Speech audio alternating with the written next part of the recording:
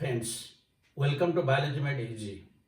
Today in this video, we'll discuss the development of DICOT embryo. So, how it develops and where it develops. Already you know that the female gametophyte or embryo sac is present inside the ovule. It's just like this. This is the female gametophyte, this is the egg, these are the two synergids, these are the two polar nuclei, and these three are the antipodal cells. And it is surrounded by either one or two integuments, and this is the panicle, this is the micropyle, this is chaladal side.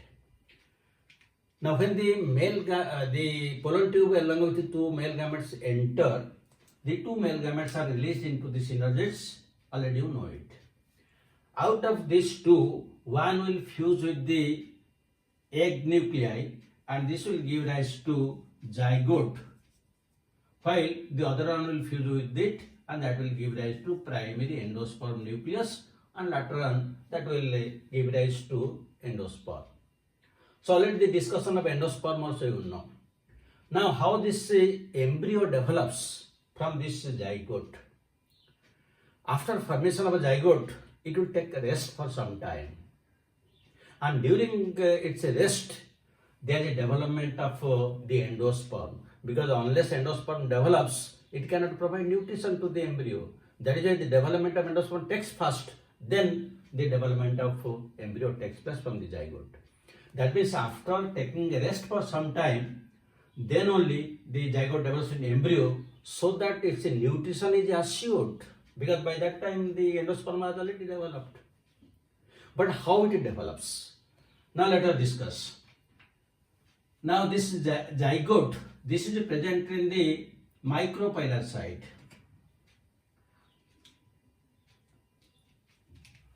This is the micropylar side. Now this is the zygote. Now how this zygote is developing, let us discuss outside. Then we can bring it to the embryo sac later on. So this is the zygote. Now when its development will start, it will divide horizontally into two cells. The one which is present for the micropylar side, this is known as basal cell, and the which one which is present for the chaladal side, that is known as terminal cell.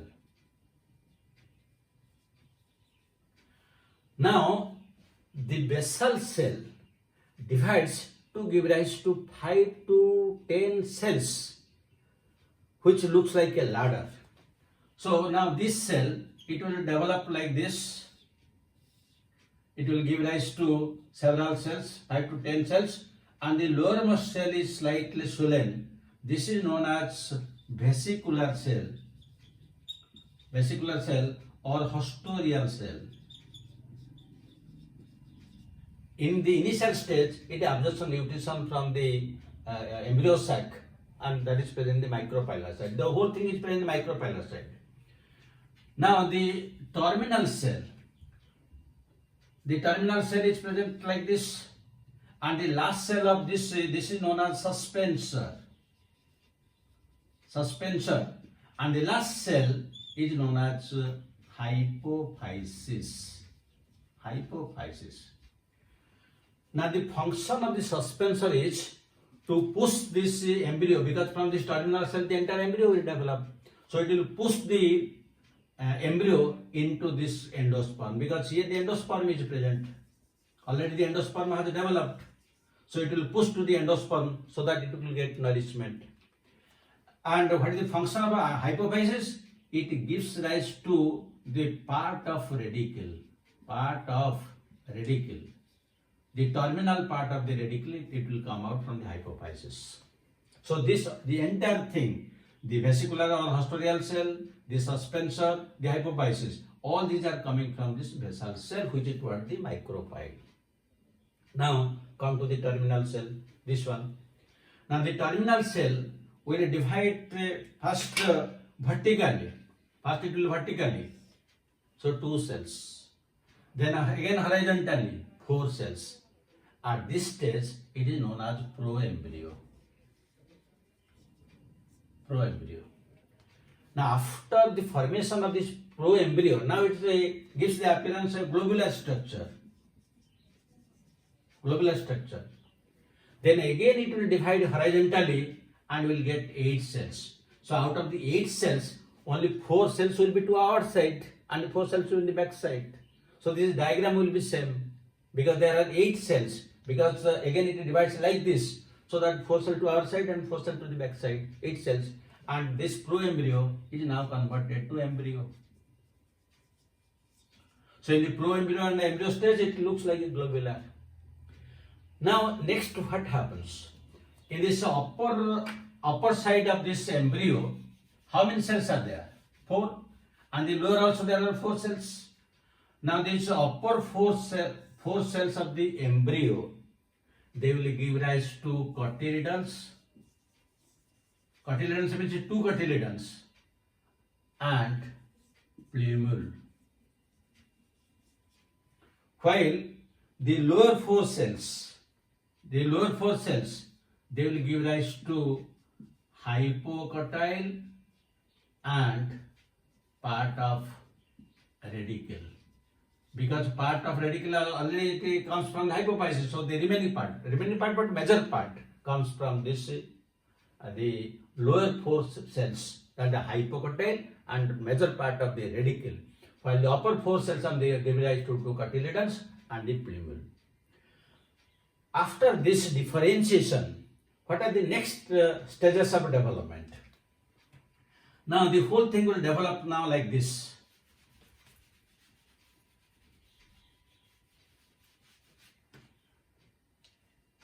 Now these 4 cells, they will be appear like this, and it will be completely cellular like this, completely cellular. And this is the suspension and this is the ostotrial cell. So now the structure which was looking like a globular, now it becomes a heart shaped. It is heart shaped. Now you see this is heart shaped, and this is towards this chaladal side, because this is toward the micropylar side. Now these two will give rise to 2 cotyledons, whereas in between you will find the plumule. This is the plumule, and these are the 2 cotyledons, and the whole thing is looking like a heart, so it is known as heart shaped. Now what is the further development? In the further development we will find now this heart shaped 2 cotyledons, how they are changing you see. Now this is the suspension, this is the hypophysis, this is the suspension, this is the ostotrial cell, this is the hypophysis. Now the whole thing will change like this.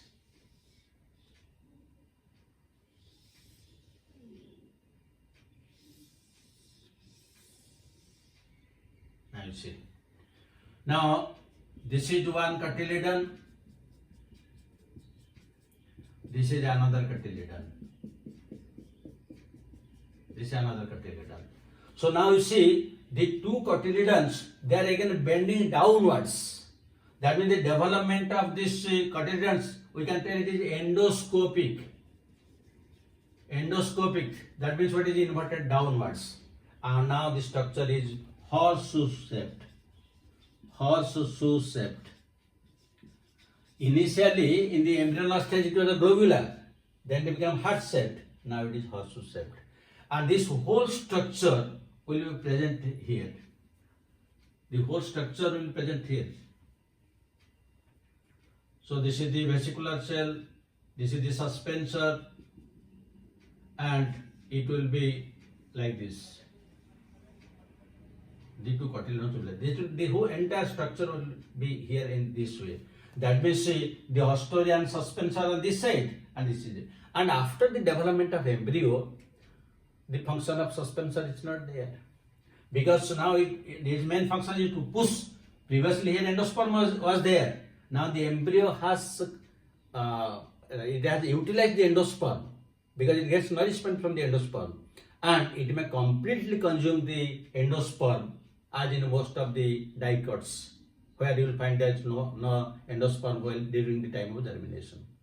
But in case of monocots, you will find it doesn't utilize it completely, still endosperm remains there in most of the monocots. That is, in monocots we find endospermic seed, but here in case of dicots we get non-endospermic seeds. Now again, if we will draw this structure in a different way again, you will find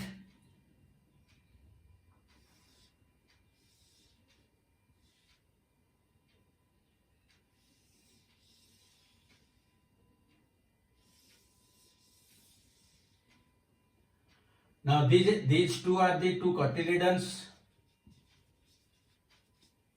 and here you will get this is the plumule. This is plumule. Then this is you will get this is this is hypocotyl. This is hypocotyl, and this is root cap. This is root cap, and this is the root. So the entire structure is like this.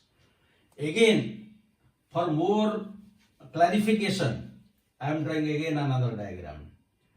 Now suppose let us take one dicot sheet, because two cotyledons, we have opened the two cotyledons. These are the two cotyledons, and this is the embryonal axis. This is the embryonal axis. The embryonal axis, and the embryonal axis in this the top part, this is plumule, and here the terminal part is radicle. Radicle gives rise to root, plumule gives rise to stem, and these are the cotyledons. Now above the cotyledon, this part of the embryonal axis, this is known as epicotyl. Epicotyl. Epi means above cotyledon, while this part is known as hypocotyl. Hypocotyl, because it is hypo means below cotyledon. Now during this germination, just I am giving one idea. During germination of this seed, if this hypocotyl part will grow first, then the two cotyledons will go above the soil surface. So that is the epigeal germination. If this epicotyl part will grow fast, the two cotyledons will remain within the soil. That is hypogeal germination, very common. That means in hypogeal germination, the epicotyl grows fast, so they remain inside. And in epigeal germination, the hypocotyl part grows fast, so the two cotyledons go up. Just reverse, you remember it. So this is the development of dicotyledons embryo, and how it develops in case of monocots, that we'll discuss in the next video. Thank you very much for watching it. Have a good day.